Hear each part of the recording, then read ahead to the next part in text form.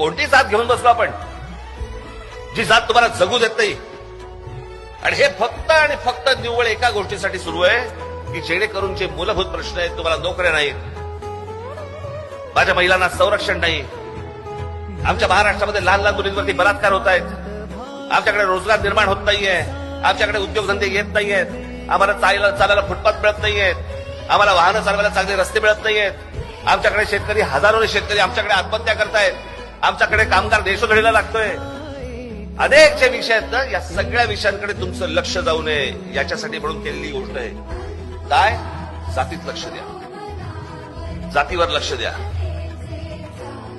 हे जात संपवतील, हे तुमची वाट लावतील, हे जाती जातीमध्ये जे विष घालवलं जाते ना, यातनं माझी तुम्हाला विनंती आहे, या सगळ्या निवडणुका गेल्या तेल लावत, हे सगळे राजकीय सगळे पक्ष मेले तरी चालतील, महाराष्ट्र जगला पाहिजे.